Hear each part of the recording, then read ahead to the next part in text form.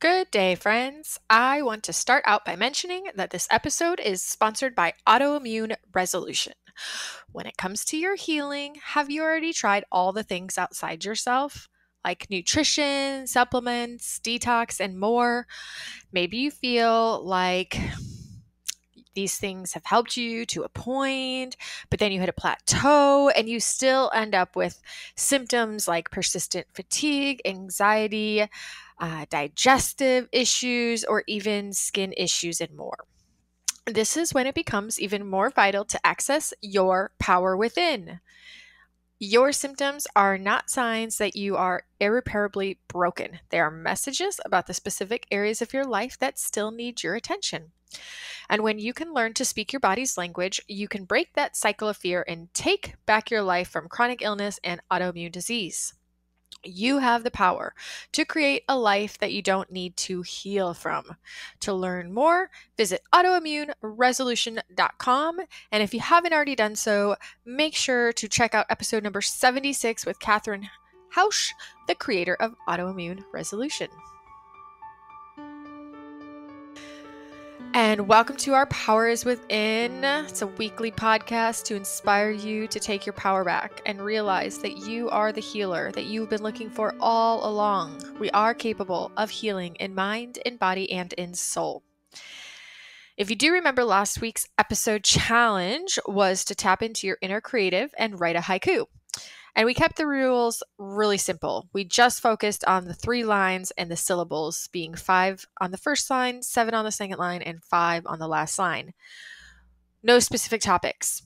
I got a few in my DMs and on the comments, and they were really fun. And I love those of you who took the time to just play with this and give it a try. Thank you so much for sharing. I love getting shares so much. And speaking of sharing, I did promise you guys that I would share 1 or 2 with you today. I did post a bunch throughout the week on Instagram, but I know not everyone has Instagram, so here we go. Just kidding. I listen to rain, one of my favorite sounds, drifting into sleep. Number 2, writing a haiku. It is a fun brain challenge. So many giggles. All right, you guys, it's not too late to share what you came up with. So shoot me a DM or an email me. Let me know what you came up with. I'd love to hear. I love hearing from you guys. I actually really, I think I've mentioned this before. I've been deciding on whether or not to continue doing challenges in the new year. They're really for you. So if you do love them and you are participating in them, let me know. And I would love to keep coming up with silly, fun, creative new ways for us to just create some little habits and action steps that are supportive for our overall well-being. I would love to figure out ways also to increase the interaction that I get to have with all of you who are out there listening.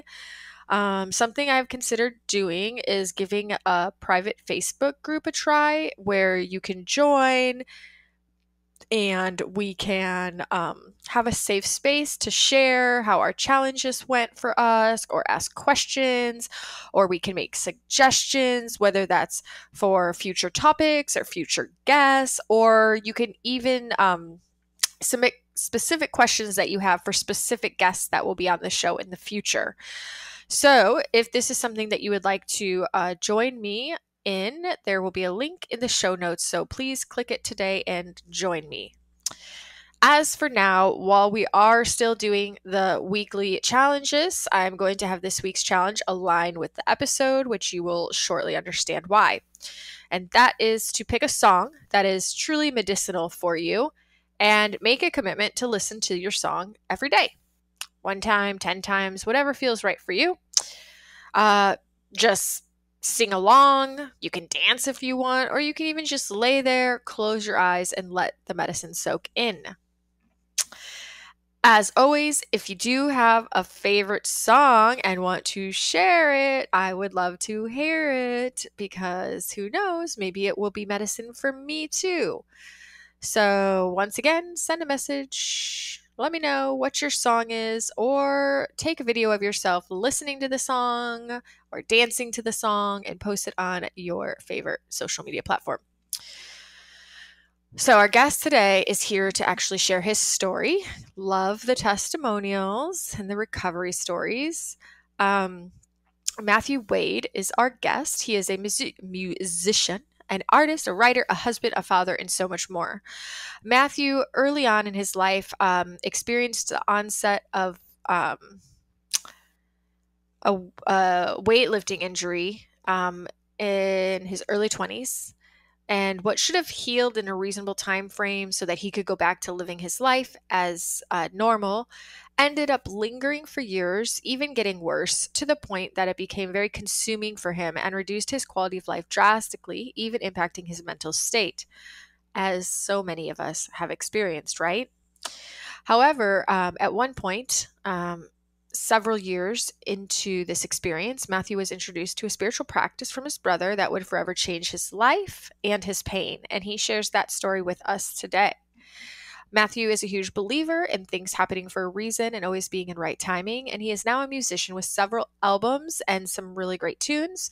So do make sure that you check out the links in the show notes for his music. Maybe even check out his music live event on Facebook every Sunday. You'll get details in this episode because you never know. Maybe one of his songs will be your future medicine. And as he says, they will leave you more inspired than before you found them. With that said, let's get into his story. Matt, thank you so much for being here with me today to share your story. Oh, my pleasure. Thanks so much for having me. Yeah, I'm really excited. I love to try to just see what's out there and find people who've had really unique experiences healing from whatever it is they're healing from, whether that's chronic pain or illness or maybe something in the mental or emotional department. But there's so many neat stories of people who are just really taking healing in their own hands and finding their own way to approach healing. And your story, when I first came across it, really stood out to me. So this will be fun for sure. Awesome. So I think what I'd love to do is just kind of start at the beginning. So going back to when you were, I think you said 21 years old, from my understanding, you experienced what seems like a rather major youth sport injury. And this turned into this lasting chronic pain. Could you start there and just share with us about that? Sure. Yep. I was 21. I was traveling in Australia at the time. Growing up, I was very athletic, played a lot of sports. The specific injury happened to me in the gym. I was working out with a buddy of mine. Friend was a lot bigger than I was. I was sort of keeping up, or trying to rather. But I was always still sort of somewhat aware of my limits, I guess, but maybe not enough at that point because I was doing, some shoulder shrugs in the gym, and I felt something sort of pop in my neck, and it was actually interesting because that I had this, severe pain for like about a week, and then it went away, and I ended up doing the same thing at a later point. Maybe it's like a month later, and after that, I was hoping that it would get better, but it never did. But it was just sort of, I guess, the path that my life was meant to take. And so, when I came back to the U.S. not long after that, I'm a Boston guy, grew up in Massachusetts. And, basically I had this injury, and, I started seeing various doctors to try and figure out what it was. And I tried several things, and nothing really seemed to be working for me. I tried first chiropractor, and I tried sports therapist, and I tried acupuncture and massage therapy. And I mean, you name it, I tried it. And it felt like over time, not only was the injury not getting better, the injury was getting worse. The clock was ticking. This was now already, after trying all these different uh, methods of healing. Um, and it was around that point, a few years in, where, um, I ended up speaking with, I believe at that point it was, like a back specialist doctor that, they specialize in these surgeries. And they're like, well, at this point, you can either have surgery or not. And that was sort of my options after exhausting, all these other, call them modalities or types of healing. And, there was no roadmap for my situation, and just sort of, I felt like I was still young enough to recover. I heard a couple horror stories about people that had surgery, because there's no guarantee that the surgery is going to help heal what your problem was. So anyway, about I can't recall. I think it was about 4 or 5 years after the initial injury, and I'm sort of left with this ultimatum: have surgery or not. That's when, I was sort of at the bottom of the barrel, I would say, for I want to say the quality of my life, where I was not in a good place physically, which also um, translated mentally. Anyone that's had chronic pain before, it's hard. You don't feel comfortable in your own skin. You're always sort of in physical pain, which sort of takes a lot of mental capacity to deal with. So, really felt like I was at this crossroads. And it was about that time that my brother gave me a book on spirituality, more specifically Kabbalah, to read. And, it wasn't something, I guess, at first I was all that open to, because it sat on the shelf for the next 6 months or so. And then I think one day I finally picked up this book and I started reading, and all the things that I was reading really started to resonate with me. I would ask a few questions just for timeline purposes. When were you 21 and get this injury initially?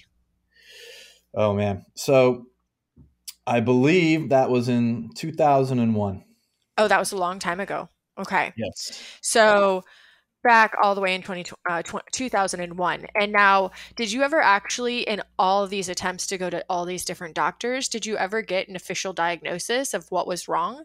I did. I mean, it's also, some of the diagnoses varied, depending which doctor you went to, which Right. was a little bit of the problem for me. Mhm. The long and the short in the Western medical, I had some herniated discs. Okay, that's what I thought. So you were obviously feeling like radiating pain in your neck, probably up into your head, down into your shoulders, arms, maybe even back.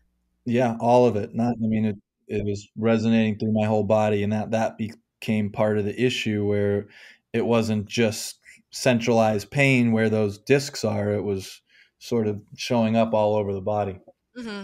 And you obviously, briefly touched base on how it impacted your quality of life over the years. Because, yeah, it can be really consuming, especially when we're going from doctor to different type of, another method to this practice, to this modality, and we get our hopes up over and over again, only to get let down. And we're putting so much energy and focus on this idea of healing in the physical realm, and in the meantime, most people most often end up their life becomes almost smaller, essentially, because they can't do the things that they love in the same capacity. Like, my guess is you probably weren't lifting weights and being as active as you were previously used to.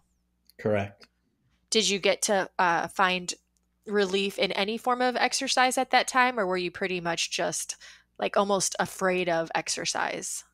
Yeah, I mean, I went through varying stages, I would say, but a lot, and even to this day, I mean, I again, varying stages of weightlifting, but more cardio, some core things like that. We're using the body weight as opposed to lifting heavy weights again. Yeah. And so that can, yeah, as we start to not be able to do the things we love, that also takes a toll on us emotionally and mentally. So you had this book on the Kabbalah that you got from your brother. It sat on your shelf 6 months. And then one day you picked it up.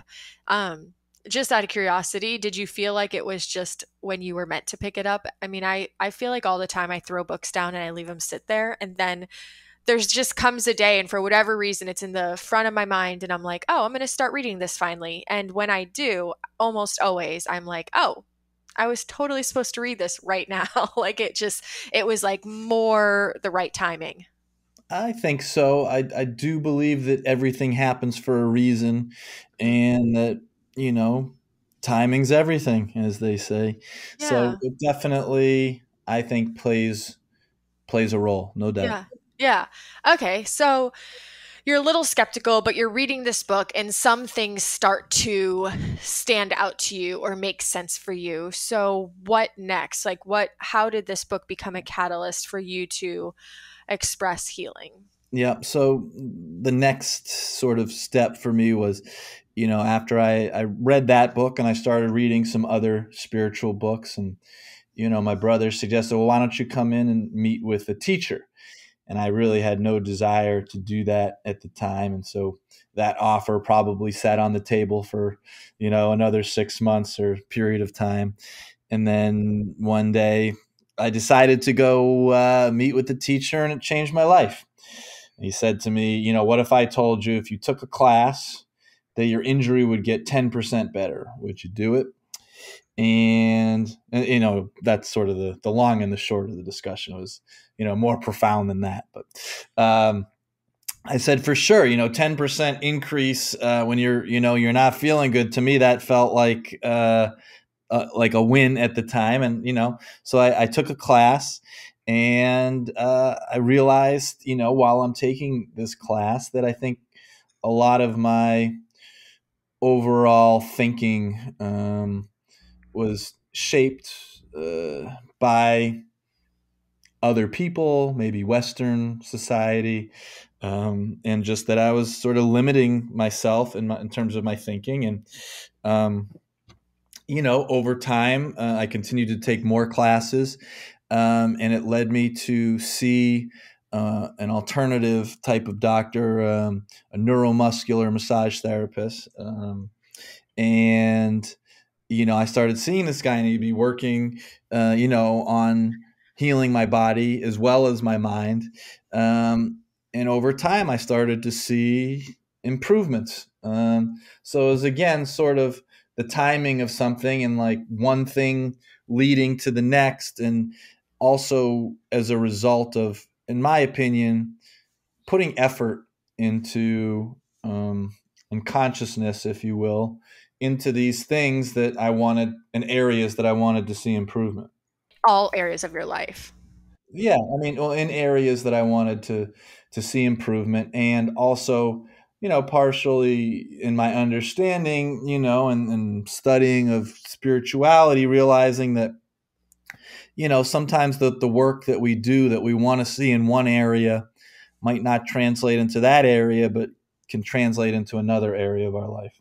hmm So it sounds like one of the big takeaways that you got through the class and then your continued studies of this specific type of spiritual practice was really a lot of shift in thinking, like noticing how you were thinking before, maybe beliefs you held, thoughts you were constantly entertaining. And it sounds like you had a shift in how you thought or what beliefs you wanted to hold on to. Correct. Right. Yeah. And that is always, in my experience, and from most people I talk to, that's one of the biggest things that really helps us shift into that healing and recovery is, changing the way we think, questioning why we believe things we believe. And then in doing stuff like that, we can take different actions and have different behaviors. Correct. Yeah. What are some of the principles of the Kabbalah for anybody listening who's not familiar?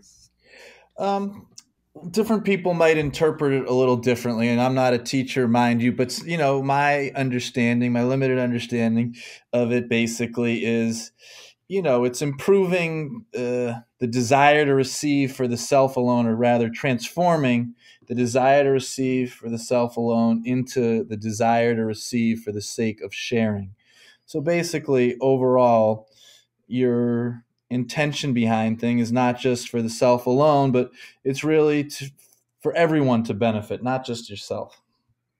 And it's much deeper than that, and it's that in various facets, but it's really sort of taking in, look at how, how we're giving in our lives, how are we receiving, how do you balance that? I mean, it's really, Kabbalah is one of the oldest technologies, if you will, and it takes in a lot of spiritual principles that, there's, from where I study anyway, like hundreds of teachers that teach all different, facets of it, and that's all they do, and they'll never even sort of touch, how much information there is there.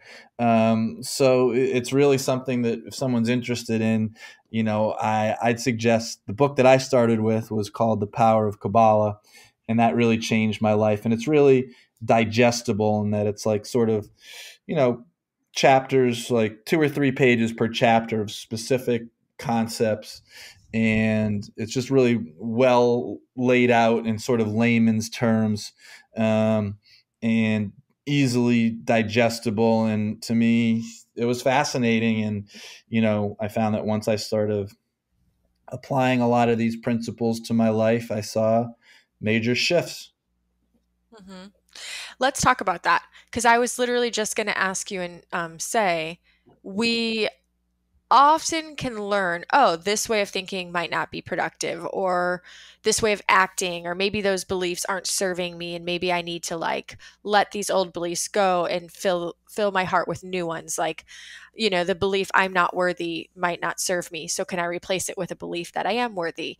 And it's one thing to have the knowledge that there's opportunities for shifts to occur, and it's another to actually implement and put it to practice. So what were some ways that really supported you through actually making these shifts in your life rather than just taking an information and reading and intellectualizing it, but actually embodying it? Yeah, I mean, applying a lot of these things. I mentioned sort of my studies led me finally to an alternative type of doctor that was able to help me, where I had tried all these sort of, let's call them specialized people. I mean, this guy could be considered that too, I guess, in some ways. But I think that, you know, it sort of made me realize that when you're putting energy towards something, um, you want to be conscious of where you're putting your energy, and that will shape your life. And I think up until then, I felt that things were a lot more random, and that um, it all wasn't connected.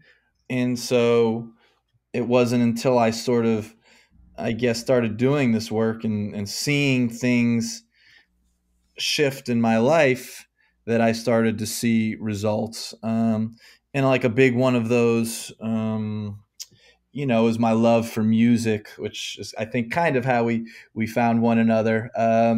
In that I felt that my life's purpose, sort of having gone through this major challenge in my life, what led me to pursue music was the idea that I wanted to help other people that were going through a similar challenge in their life. And I come across all kinds of people, a lot of the times through people that have found my music. It's sort of inspirational alternative rock is I think a good way to categorize it.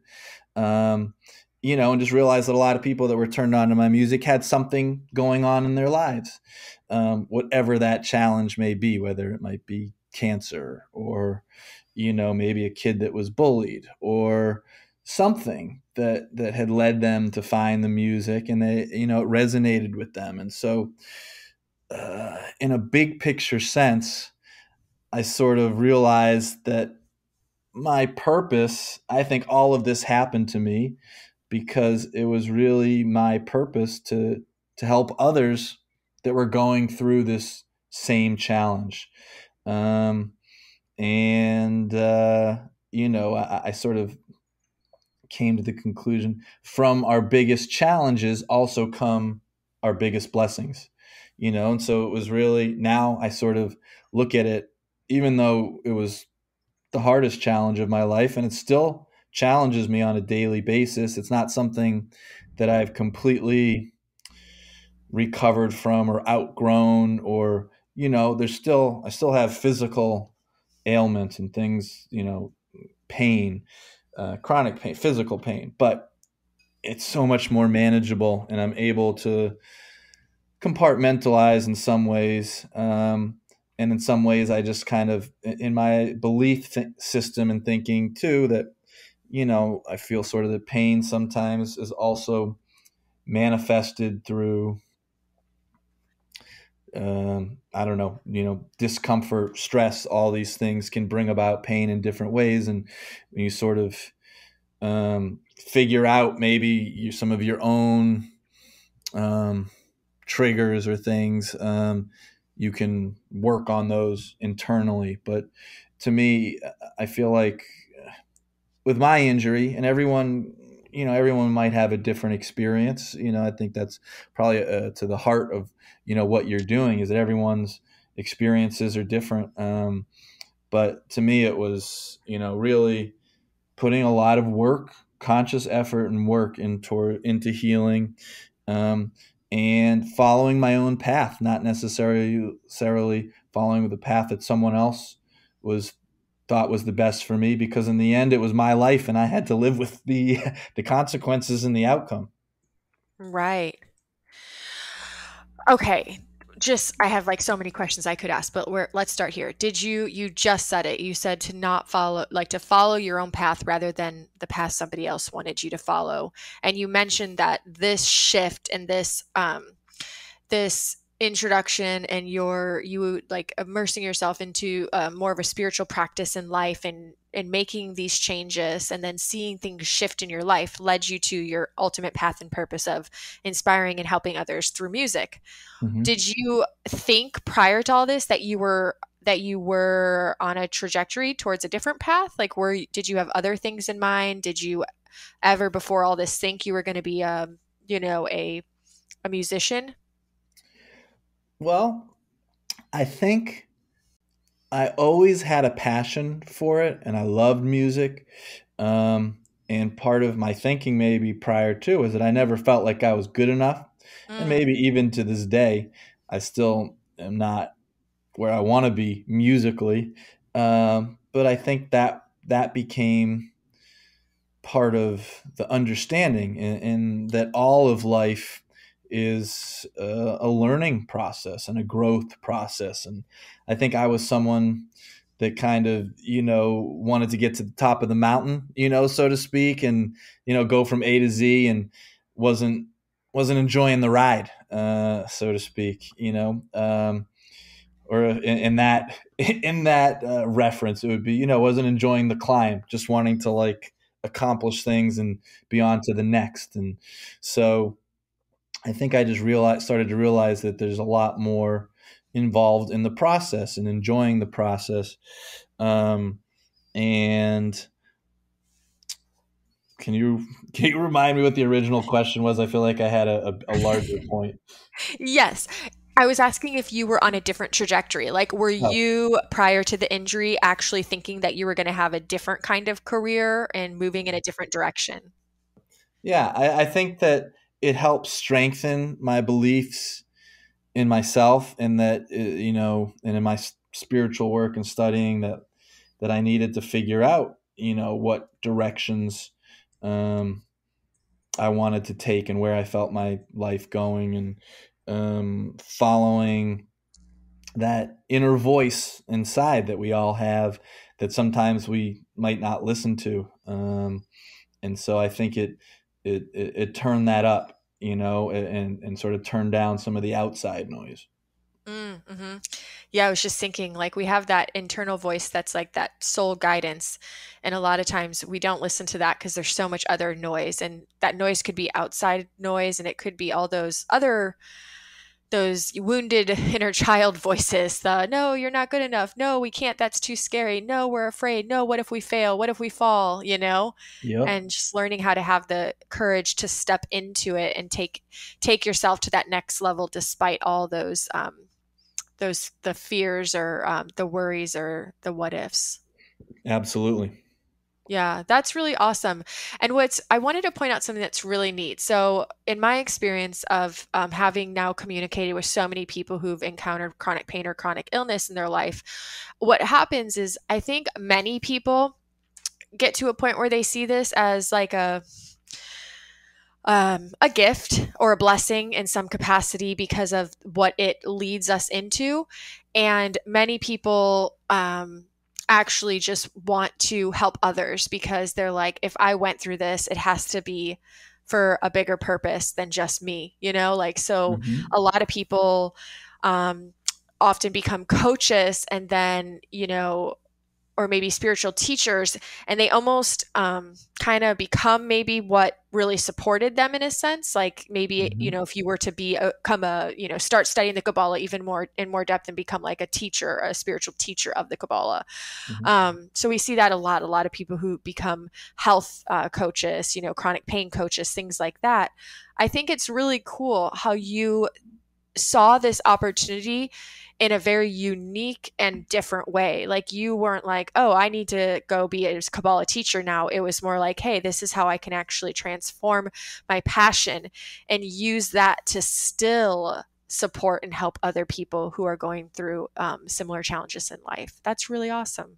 Thanks. Yeah, I sort of felt like that I had this calling for music. It was something that I was always passionate about, and I felt like it was one of the best mediums to reach the most amount of people. So where I felt like as if I went into like a teaching type of situation, that I'm sure throughout life I would touch however many people's lives in an individual sort of capacity of teaching or coaching. But I felt like with music, and if it became popular enough, or if enough people heard it, that you could touch millions of people's lives. And so I don't know how many to this day that I've reached, but my hope is that it continues to reach more and more people, and that they'll in some way, shape, or form, leave quote unquote, like leave more inspired than they came. That's kind of how I like to look at it. And it did take a lot of looking sort of under the hood, for me, in terms of where I wanted to spend my time and energy, and what would make the most impact in the world. And that was what I came up with. And even a dozen years later, 15 years later, or 20 years later, no, from that time when I was doing, so I guess it's about 15 years.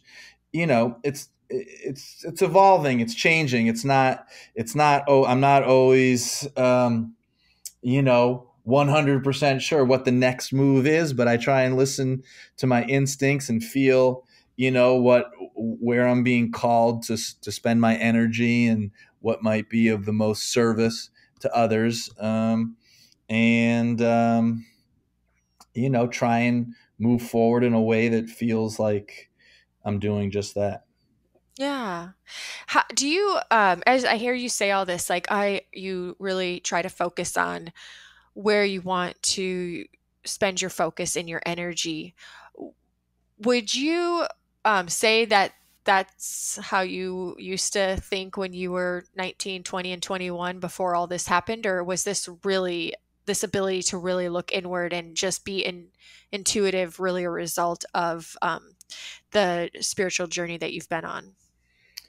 I think it there was I think we all have that muscle, and it's a question of whether we want to work it out or not. And so I think from a younger age, I was always a little bit of a deep thinker and questioner, like sort of like, why am I here on earth? What am I doing? Where some people, it's like they just go about their day and do what they got to do. Whereas for me, I was always sort of asking these deep questions, and just felt like that there was a larger purpose to my life. And I think that that's where a lot of my spiritual study came in, and that these things started to resonate once I realized I wasn't the only one that was sort of, thinking these thoughts or asking these questions. And once I became more in touch with that, it sort of led me further and further down that path, and sort of, helped my understanding, and allowed me to, um,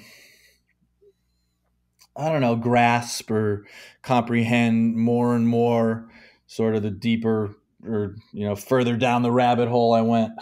If that makes sense. It does. It does. What is your spiritual practice like these days? Like, what do you do for yourself to make sure that you stay connected? Well, I think that's been, for me right now, that's one of the larger challenges where, I was recently married and I have a newborn, and so it's like, you know, now my time is no longer my own, so to speak, and it's being, put towards varying areas, and I love those things, but also, it can also sort of take you away too from some of the things that do help you stay centered. So that has become one of the challenges for me right now, just finding enough time to do everything. And I'm sure most new parents can relate to that concept. But in general, in a big picture sense, just trying to stay connected, and incorporate into my daily and weekly schedule those things that keep me connected. For me, some examples, like I do daily prayers that keep me connected, and weekly I might take a class, and still try to go to the gym to do some cardio once a week, and have some daily things, weekly things, monthly things that sort of overall keep me focused and on a path. And but try to be forgiving of myself if I don't reach all of my goals. But people in spirituality also sort of recognize too that if you're not moving forward, you're moving back, or you're going back. So it's a juggling act, it's a balancing act for me. And trying to stay on an upward trajectory, um, without falling, and just, sometimes we have those like little dips, but to like constantly be on a trajectory upwards. Yeah, yeah. Maybe this will be your next big challenge with a big blessing, right? You never This is know. just your next challenge that you get to learn how to like be, available for all the things that you're committed to, but also keep that commitment to yourself in the forefront as well. Yeah, Knowing that taking care of ourselves makes us more available and healthier and well for everybody and everything else. for sure. But a time is an interesting thing. Like, for instance, this last week I didn't get to pick up I do like a weekly live stream concert every Sunday at 11 a.m. on Facebook. And throughout the week I didn't pick up my guitar once, until Sunday, and just 20 minutes before, to try and figure out what songs I was going to play, and then did the show. And so, it's like some weeks, some areas that I want to focus on don't get the energy that I'd like. Yeah. You know what I tell myself all the time? I love how you said you make sure that you forgive yourself if you don't reach every goal. It's because I tell myself all the time there's like a million things I would want to do if I had infinite time and Right. every day, Right. right? And Yep. energy and not needing to sleep. But the truth is that I just remind myself that things come in seasons and waves, and that's okay, you know? Absolutely. Yeah. And you're just in one season right now. I would love to know how this whole experience, everything from the chronic pain and, just the depth of low that you felt going through this, and then this introduction to spirituality and your growth over time in this new mindset, how has all of this really influenced your music? Oh, I mean, it's very much present in a lot of the songs. I think I've written close to 300 songs to date, and the majority of my music, it always has, almost, even some of the darker songs have like a spiritual, silver lining to them, I would say. But it's definitely, it's in everything that I do. It sort of embodies me. And, when I'm putting energy towards something, I'm conscious of that. Um, and sort of, I think if if you're keeping those things in mind, and you're conscious, again, is the word I would use, of how you're spending your time and energy, it comes through in what you're doing. And I would like to think that, someone goes and listens to some of my songs, they would hear that. And, there's different types of songs that I do. Not every song is like a inspirational anthem, so to speak. There's love songs, there's songs, about relationships. There's all different songs that meet different um, emotions and life experiences. But again, sort of this common thread underneath it. There's always usually sort of a silver lining to the music. And if people go and listen to the songs, they'll hear that. Hmm. So you kind of just have this goal that in the message of your music, there's always a silver lining at the end of the day. Yeah, I want people to leave, as I said, more inspired than when they came, and whether that's a concert or whether, they're putting on their headphones to listen to an album or something. Like, my goal is that once they're done listening, they leave more inspired than when they came. And if I've done that, then I feel like I'm doing my job. Hmm. Yeah, like music is medicine. It can be. For sure. Music save lives. I mean, music saves lives. I fully believe that. Yeah, yeah, absolutely. I mean, I know, yeah, there's like music that literally is so magical to me that it literally is like medicine.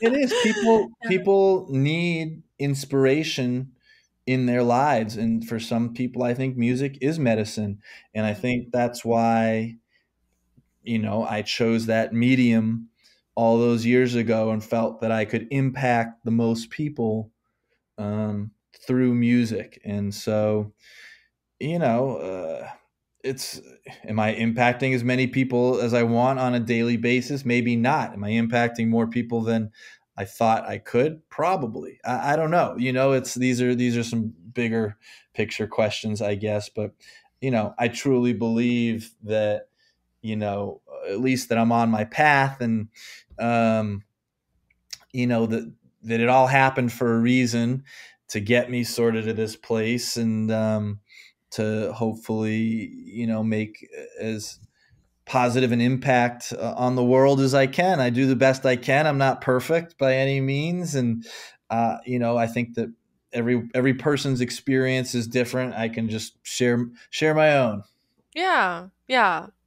Well, how do you find yourself often inspired to write music? Like, is it something happens in your life and then you have a lot of feels and then you put them to the paper, or like you see something happen or a friend share something with you? Like, where do you really find your most inspiration? Yep. A lot from life experience. I used to do a lot of, did pretty much like all my writing by myself for a long time. In the last, I don't know, half a dozen years or so, I've been doing a lot more co-writing and writing with other people.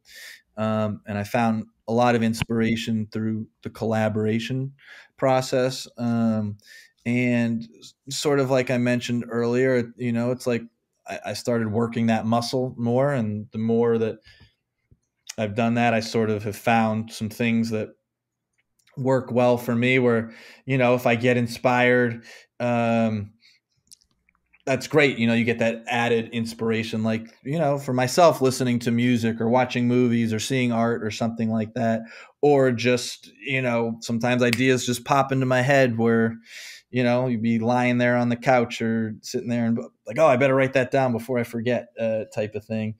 And, again, just sort of trying to, that's a lot of what brings me joy, is to, create music, or create, messages that hopefully people can relate to, that inspires them. Yeah, yeah. That's so awesome. Do you think that your 15-year-old self would have thought you would be where you are today? Whew. You know, yes and no. Maybe I think um, I'll leave it at that. Okay. The title of your band is called My Silent Bravery. What does that mean for you? Great question. I get asked that a lot, and it's been a while since I answered that question. So I guess I can, and I think I'm learning more and more that every day, life's evolving and it's changing. What it means to me today is, um, it's sort of that it's the inner strength that we all have inside of us. I sort of, when I used to go, by my name, and I switched over to a band name because I wanted it to be more about the music and more about the message in the music than about me personally. Um, and so to me, it sort of embodies a lot of that idea where, again, it's like, I don't know, there's so much noise out there today nowadays. I feel like we're all being bombarded with so many things, whether through social media, all different kinds of media. I guess My Silent Bravery is sort of like this idea where we all have this sort of inner peace, inner voice, that we can go to for strength, for clarity, um, for to feel grounded. And so for me today, that's what it means. I love it. Thank you. And I'm going to ask you a question that I ask every single person that comes onto the podcast. If you were told that you could only share one message with the world for the rest of your life, what would that one message be?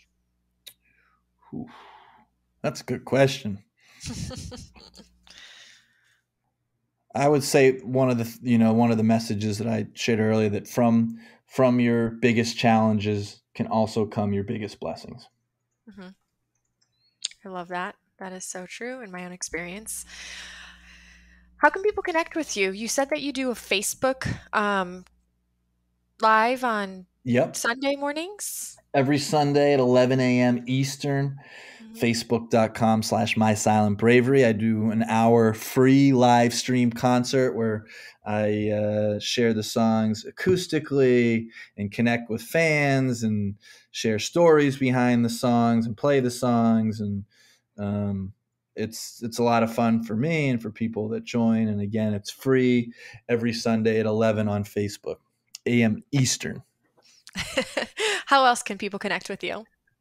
Through pretty much wherever you digest your music or go on your socials, everything's at My Silent Bravery. And however, wherever you go, Facebook, Instagram, Twitter, TikTok, Spotify, YouTube, just search My Silent Bravery, and if I'm on that platform, it should pop up. You'll be there. Anywhere we look, you'll be there. Hopefully, if it's a decent platform, and people can get music there, feel inspired, hopefully. Yeah. Now, I know you are recently married and you do have a new baby. So, are you going to be doing any concerts or live events, live actual real events anytime in the next, 6 months or so?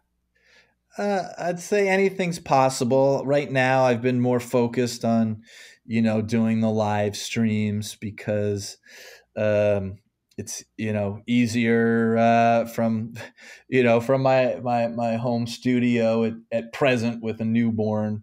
Um, so I won't say never, but I think there'll be a time when I go out on the road again. I mean, over the last 15 years, I mean, I've done 1,000 performances, traveled all over the world, got to play some amazing places, and I'd love to do that again when the timing's right. I feel like for my family right now, I'm focused on being there for my wife and my child, and But if the right tour opportunity comes along, I'm sure they might allow me head out on the road for a short period of time, if you will. But so there's no, I got no dates on the books right now.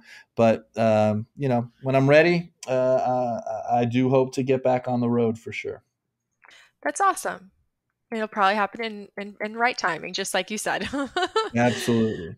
Um, do you have any final messages that you would just want to impart into anybody listening? I will tell you I would assume most of my listeners are probably experiencing chronic pain, chronic illness of some sort, or going through something where they're just kind of looking for hope, inspiration, and getting out on the other side.